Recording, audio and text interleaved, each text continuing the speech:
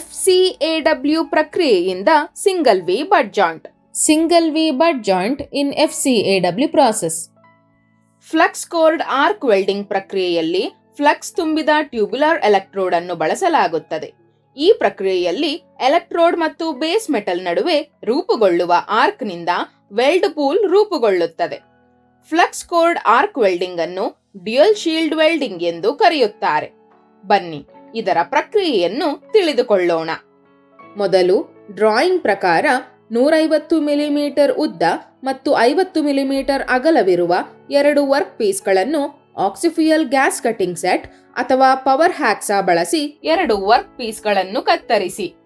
Cutting ಮತ್ತು ಸ್ವಚ್ಛಗೊಳಿಸುವಾಗ safety goggles ಮತ್ತು ಸೇಫ್ಟಿ ಗ್ಲೌಸ್ ಧರಿಸಿ.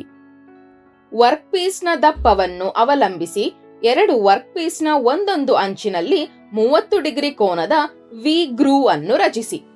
ವಿ ಗ್ರೂವ್ ಅನ್ನು ರಚಿಸಲು ಗ್ರೈಂಡಿಂಗ್ ಮೆಷಿನ್ ಅನ್ನು ಬಳಸಿ ಮತ್ತು 1.5 ರಿಂದ 2 ಮಿಲಿಮೀಟರ್ ರೂಟ್ ಫೇಸ್ ಇರಿಸಿ.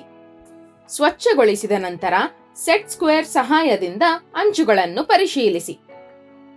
ಈಗ ವೆಲ್ಡಿಂಗ್ ಮೆಷಿನ್ ಅನ್ನು ಸೆಟಪ್ ಮಾಡಿ.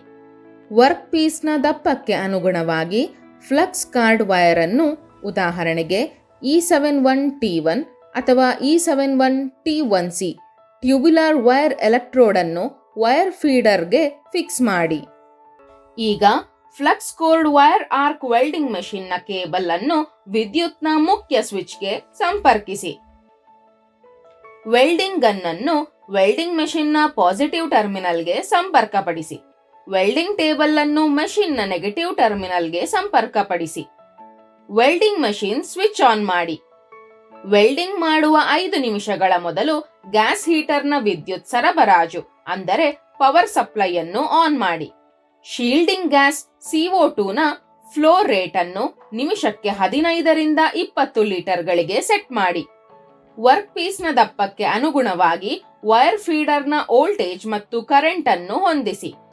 ಸ್ಕ್ರಾಪ್ ಅನ್ನು ವೆಲ್ಡಿಂಗ್ ಟೇಬಲ್ ಮೇಲೆ ಇರಿಸಿ ಮತ್ತು ವೆಲ್ಡಿಂಗ್ ಟಾರ್ಚ್ ಬಳಸಿ ಸ್ಕ್ರಾಪ್ ಮೇಲೆ ಆರ್ಕ್ ರಚಿಸಿ. ಬಟ್ ಜಾಯಿಂಟ್ ರಚಿಸಲು 2 ವರ್ಕ್ ಪೀಸ್ ಪ್ಲೇಟ್ಗಳ ಬೆವೆಲ್ ಮಾಡಿದ ಅಂಚುಗಳನ್ನು ಪರಸ್ಪರ ಎದುರಾಗಿ ಇರಿಸಿ.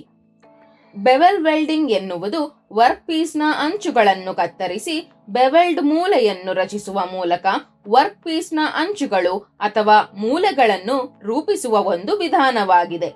ಈಗ ವರ್ಕ್ ಪೀಸ್ಗಳ ನಡುವೆ 1 ರಿಂದ 2 ಮಿಲಿಮೀಟರ್ ರೂಟ್ ಅಂತರವನ್ನು ಇರಿಸಿ ಮತ್ತು ಫ್ಲಾಟ್ ಪೊಸಿಷನ್ನಲ್ಲಿ ಟ್ಯಾಕ್ ವೆಲ್ಡ್ ಮಾಡಿ. ಫ್ಲಾಟ್ ಪೊಸಿಷನ್ನಲ್ಲಿ ವೆಲ್ಡಿಂಗ್ ಅನ್ನು ರೂಟ್ ಪಾಸ್ ಇಂದ ಪ್ರಾರಂಭಿಸಿ. ವೆಲ್ಡಿಂಗ್ ಟಾರ್ಚ್ ಅನ್ನು ಬೆವೆಲ್ ಒಳಗೆ ಇರಿಸಿ. ರೂಟ್ ಗ್ಯಾಪ್ ಅನ್ನು ತುಂಬುವಾಗ ವೆಲ್ಡಿಂಗ್ ಪಡಲ್ ಅನ್ನು ಬ್ಯಾಕಿಂಗ್ ಬಾರ್ ಅಥವಾ ಪ್ಲೇಟ್ನಿಂದ ಸಪೋರ್ಟ್ ಮಾಡಿ.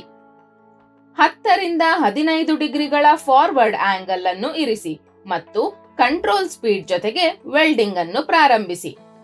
ಮೋಲ್ಟನ್ ಪೂಲ್ ಸ್ಥಿರವಾಗಿದೆ ಮತ್ತು ವೆಲ್ಡ್ ಸಮವಾಗಿ ಹರಡುತ್ತಿದೆ ಎಂದು ಖಚಿತಪಡಿಸಿಕೊಳ್ಳಿ. ರೂಟ್ ಪಾಸ್ ನಂತರ ಫಿಲ್ಲರ್ ಮೆಟಲ್ ಅನ್ನು ಸಮವಾಗಿ ತುಂಬಿಸಿ. ವೆಲ್ಡ್ ಬೀಡ್ಸ್ ಅನ್ನು ಪದರವಾಗಿ ಜೋಡಿಸಿ. ಪ್ರತಿ ಪದರದ ನಂತರ ಸ್ಲ್ಯಾಗ್ ಅನ್ನು ಸ್ವಚ್ಛಗೊಳಿಸಲು ಮರೆಯಬೇಡಿ.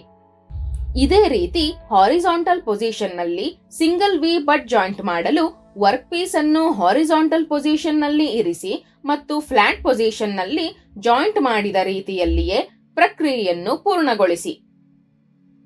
ಇದೇ ರೀತಿ ವರ್ಟಿಕಲ್ ಪೊಸಿಷನ್ನಲ್ಲಿ ಸಿಂಗಲ್ ವಿ ಬಟ್ ಜಾಯಿಂಟ್ ಮಾಡಲು ವರ್ಕ್ ಪೀಸ್ ಅನ್ನು ವರ್ಟಿಕಲ್ ಪೊಸಿಷನ್ನಲ್ಲಿ ಇರಿಸಿ ಮತ್ತು ಫ್ಲಾಟ್ ಪೊಸಿಷನ್ನಲ್ಲಿ ಜಾಯಿಂಟ್ ಮಾಡಿದ ರೀತಿಯಲ್ಲಿಯೇ ಪ್ರಕ್ರಿಯೆಯನ್ನು ಪೂರ್ಣಗೊಳಿಸಿ.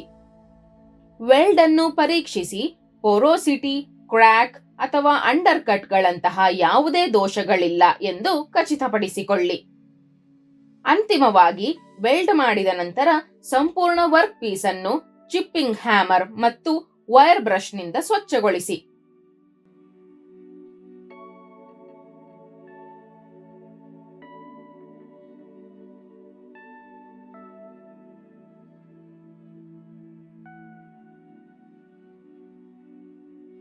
ಸಾರಾಂಶ: ಇಂದು ಈ ವಿಡಿಯೋದಲ್ಲಿ ಫ್ಲಕ್ಸ್ ಕೋರ್ಡ್ ಆರ್ಕ್ ವೆಲ್ಡಿಂಗ್ ಪ್ರಕ್ರಿಯೆಯನ್ನು ಬಳಸಿಕೊಂಡು ಫ್ಲಾಟ್, ಹಾರಿಜಾಂಟಲ್ ಮತ್ತು ವರ್ಟಿಕಲ್ ಪೊಸಿಷನ್ ನಲ್ಲಿ ಸಿಂಗಲ್ ವಿ ಬಟ್ ಜಾಯಿಂಟ್ ಅನ್ನು ಹೇಗೆ ಮಾಡುವುದು ಎಂದು ನಾವು ಕಲಿತಿದ್ದೇವೆ. ಇದರ ಜೊತೆಗೆ ನಾವು ಪ್ರಕ್ರಿಯೆಯನ್ನು ಸಹ ನೋಡಿದ್ದೇವೆ. ಈಗ ನಿಮಗಾಗಿ ಒಂದು ಕೆಲಸ. ನೀವು ಸಹ ಫ್ಲಾಟ್, ಹಾರಿಜಾಂಟಲ್ ಮತ್ತು ವರ್ಟಿಕಲ್ ಪೊಸಿಷನ್ನಲ್ಲಿ ಸಿಂಗಲ್ ವಿ ಬಟ್ ಜಾಯಿಂಟ್ ಮಾಡಲು ಪ್ರಯತ್ನಿಸಿ.